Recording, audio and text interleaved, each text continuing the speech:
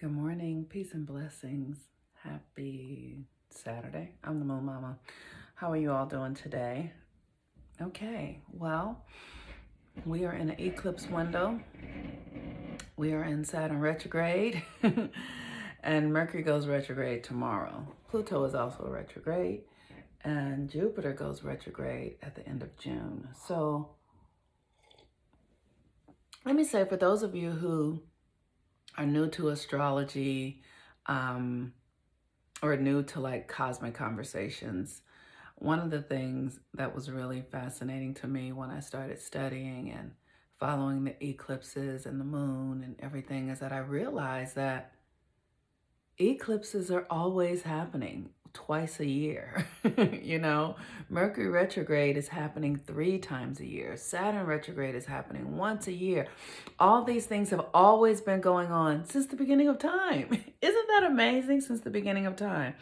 And that has been the beautiful part for me, to recognize that there's an order to this. Nothing is wrong, right? And when we begin to recognize that there's an order that is different than the order that we've been conditioned into through the West, right? In the West, we've been told that the conditioning is like, oh, these holidays are the days that we follow, and we do these things at these times, and all of that stuff, all of those things are conditions and agreements.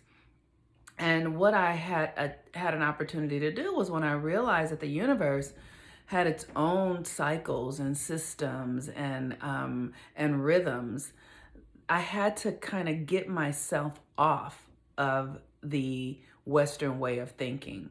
So now I don't think of a month like a month. I think of a month like a moon cycle, because a moon cycle is a month. And so I recognize that there are all of these variations within the month that are being governed by the moon. I no longer look at seasons the same, where before I used to look at winter as a time where it was just cold or it was time for the holidays. But now I look at winter as a time to really rest and rejuvenate my energy, like the way nature does. One of the things that I was talking to someone who I'm friends with here and who also is a client of mine, and I will call her a friend. I don't know if she would call me a friend, but I will call her a friend. I think she's really sweet. And I was sharing with her that in nature, the feminine is the chooser. The feminine chooses her mate. And we see that, and if you just look at any of those nature films, you see peacocks do all these sort of things to get the feminine to choose and to be chosen. And then there are African traditional cultures that recognize that the feminine is the creator of the material reality, really owns the material reality, while the masculine protects it and organizes it and builds upon it, right? So there are cultures that do recognize that. They're just not Western, because Western cultures believe that the masculine is the creator, where in Western cultures we believe that God is a man. Well, in nature, God is a woman. In cosmology, God is a woman. Like, everything comes from the feminine. And so when I started recognizing that the universe, nature, the ancients did things in a different way, I started bringing my mindset to that and understanding it, because it actually soothed me. I actually feel more in alignment. One of the things that I learned in doing this work, because I've studied history, is that African people, Black people who are here in America, we are out of our power center because we are far away from the equator. We are healthier emotionally, mentally, and spiritually when we are closest to the equator. So because we are not close to the equator, our immune system is not as strong as it would be. Our minds are not as strong as they would be. Our bodies are not as strong as they would be, because the equator has this energy that enlivens us. And because we're far away from the equator, we are vulnerable. And so we need to do things to keep ourselves stronger. And the system plays upon the fact that we are vulnerable. The system does things to keep us in vulnerable states so that we don't ever recognize our power.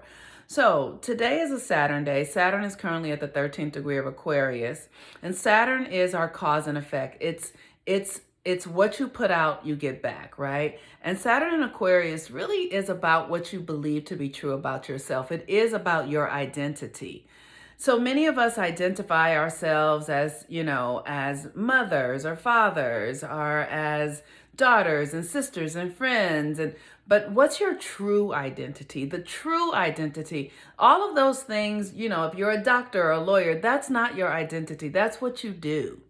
If you're a friend, that's how you use your time, or that's how you share your energy. But what's your true identity? Because what you believe about yourself is what you will create through how you identify yourself. So if you identify yourself as someone who's depressed or sad, you'll experience that. If you identify yourself as someone who doesn't have enough, like my father, he identified himself as someone who was subject to white people. So that was his experience because he identified with it.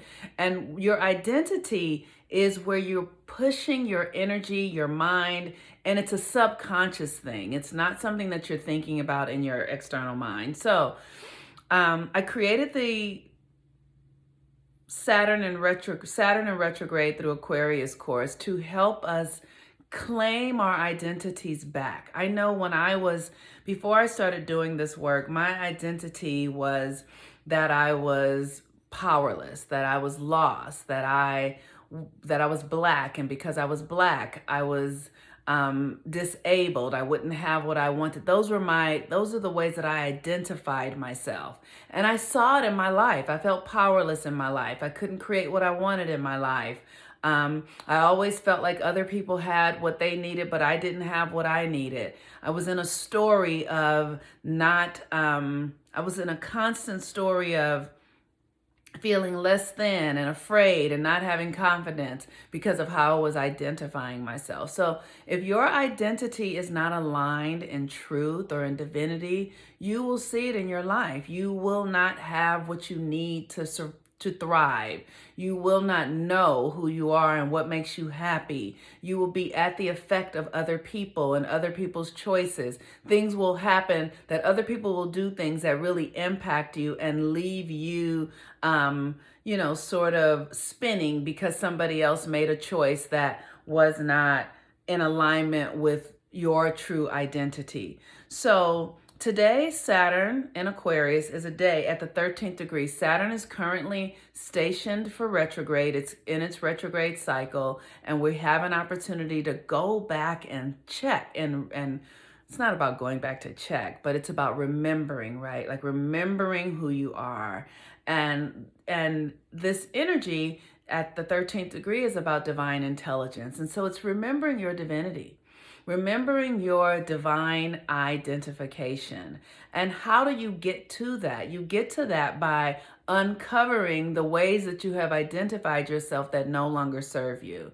You have the opportunity while Saturn is in retrograde until October 10th to do the work to really harness a new way of seeing yourself through the eyes and the lens of God, through your own higher self.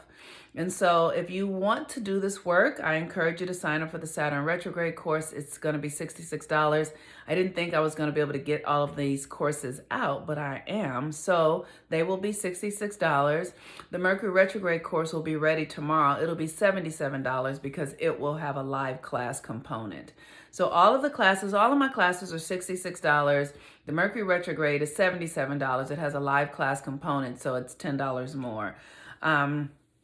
That class is available now, not on my Linktree, but on my at Family Priestess, but I'm still getting it all set up, the Mercury retrograde course. But the Saturn retrograde course is ready for you. You can register for it, and I will be getting you the information, the rituals and the practices and the things that you're going to be doing to reclaim your energy. Really, we just want to go in and identify the ways that we have been siphoning energy, giving it away. And, for instance, when I was young, I want to share this, right? So I had a friendship where So let me start here. My mother was light skinned, right? My mother was light skinned. Her mother was half white. And so my mother was light skinned, and she had sisters who were also light skinned, and they had an identity around being light skinned Black women with long hair. And I didn't look like that. So I identified myself as ugly, as worthless, as not having what it takes to have love and be connected. And so I started seeking out girls who looked like my mother. And I had a friendship with someone who was light skinned with curly hair, and it was subconscious. Let me say that nobody was doing anything intentionally. At least I don't believe that. I know that I wasn't. But you know, in the Black community, light-skinned people can have a air of superiority because we were given that through slavery. And so that was what was going on in this friendship, even though it was subconscious. I thought she was better than me, and she thought, whether she knows it or not, she was superior in some way. She felt I'll say it this way, she benefited from my looking up to her. It was subtle, but there was a benefit in it. And what I started to do as I got older, in my 30s, this relationship went on for a long time, I started to realize that I was siphoning energy off to her because I felt like her life was better than mine. And she also believed that in some way. So we had an agreement. And when I started claiming my identity back and my power back, that relationship, the way it was set up, had to change.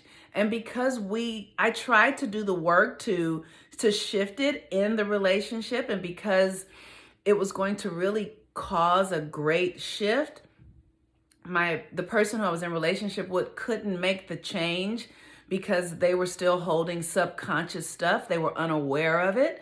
And so the relationship ended, but I got my energy back. I got my identity back. So this is what I'm talking about when I say that we misidentify ourselves and then we project who we really are or what we desire onto another, and our power gets siphoned. So if this is true for you, here's what we want to do. You want to use the energy today to be looking at where you're giving your energy away. And the moon is in Capricorn at the 22nd degree. Capricorn is about our personal authority. And I have a class on that as well, because we really want to look at our personal authority and claim ourselves. So when the moon is in Capricorn and it's going to be conjunct Pluto today, there is a death that happens. And what needs to die? The part of you that doesn't have your personal authority. So if you're interested in this class, you can sign up for the Pluto Retrograde class, because I'm teaching people how to claim their personal authority and how to claim their identity. And then Mercury goes into retrograde tomorrow, and we will be working on creating a new story to tell yourself. So all of this is really incredible work. It's subtle work, it's soft work, it's internal work, but it's work that will change your life. So use this energy today to look at where you're giving your power away, to look at where you're not having personal authority, and then to look at how you can begin to shift those energies. I am the Moon Mama. Have a beautiful day. Peace and blessings. Bye-bye.